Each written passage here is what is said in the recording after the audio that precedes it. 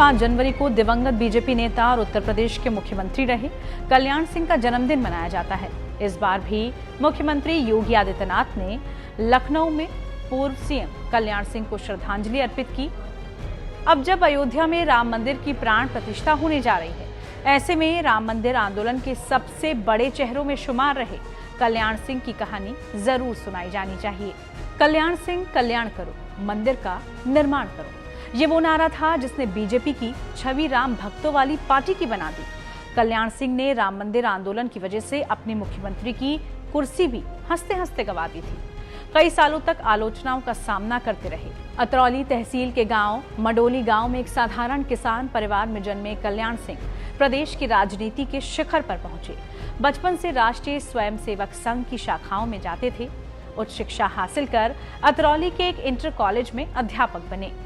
साल 1962 में पहला चुनाव वो हारे, मगर अपनी राजनीतिक समझ दम पर दूसरा चुनाव वो जीते।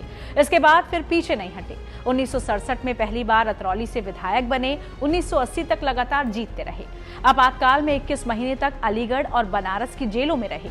उनके करीबियों में शामिल लोग बताते हैं कि साल 1980 में जब पार्टी यूपी में हारी, पार्टी की हालत बेहद कमजोर थी। कल्याण सिंह ने गांव-गांव जाकर पार्टी को खड़ा करने का काम किया। उन्होंने गांव खुशहाल तो देश खुशहाल और एक बूथ 10 यूथ का नारा देकर पार्टी को फिर से खड़ा करना शुरू किया। एक दौरान हाथरस के गांव महू में एक कार्यकर्ता सम्मेलन में जाते समय ट्रेन छूट गई। किसी तरह बस से हाथरस वो पहुंचे। वहां से 1 रुपए में पूरे दिन के लिए साइकिल किराए पर ली और उस पर प्रचार के लिए निकल पड़े। जनसंघ से भाजपा के गठन के बाद प्रदेश संगठन महामंत्री और प्रदेशाध्यक्ष तक बनाए गए। इस दौरान गांव-गांव घूमकर भाजपा की जड़ें मजबूत की। अब विशाल वटवृक्ष बन चुकी इस पार्टी को कल्याण सिंह और उनके सहयोगियों ने ही शुरुआती दिनों में सींचा था। जब देश में भाजपा का उभार हुआ तो साल 1991 में प्रदेश में भाजपा की सरकार बनी तो वो मुख्यमंत्री बने। कल्याण सिंह के साथ काम कर चुके लोग बताते हैं कि उन्होंने भाजपा को खड़ा करने में दिन रात एक कर दिया था। आज उसी मेहनत का परिणाम है कि भाजपा यहाँ खड़ी है। कल्याण सिंह 1996 में दूसरी बार मुख्यमंत्री बने। इस दौरान 1999 में मतभेद होने पर भाजपा को छोड़कर राष्ट्रीय क्रांति पार्टी का गठन किया।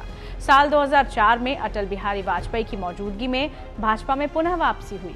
उसी दौरान बुलंदशहर से जीतकर पहली बार संसद में पहुंचे। उचित सम्मान न मिलने से आहत कल्याण साल 2009 में दूसरी बार भाजपा छोड़ मुलायम सिंह यादव के करीब गए। इस बार एटा से निर्दलीय निर्वाचित होकर दूसरी बार सांसद बने। हालांकि बाद में मुसलमानों की नाराजगी की वजह से मुलायम सिंह यादव ने कल्याण सिंह से किनारा कर लिया था। तब कल्याण सिंह ने राष्ट्रीय जनक्रांति पार्टी का गठन कर साल 2012 के विधानसभा चुनाव लड़ा था। उनके पुराने दौर से परिचित राजेंद्र वैष्णव चीफ योगेश शर्मा एडवोकेट बताते हैं कि पार्टी छोड़ने से कल्याण और भाजपा दोनों को नुकसान हुआ। 2013 में कल्याण सिंह की पुनः भाजपा में वापसी हुई। नरेंद्र मोदी के कहने पर 2014 के लोकसभा चुनाव के दौरान उत्तर प्रदेश में भाजपा का चुनाव प्रचार किया। भाजपा को लोकसभा की 80 में से 71 सीटों पर जीत हासिल हुई। बाद में उन्हें राजस्थान और हिमाचल का राज्यपाल तक बनाया गया। ये सभी जानते और कहते हैं कि इन्होंने पद पर बने रहने के लिए कभी सिद्धांतों से समझौता नहीं किया।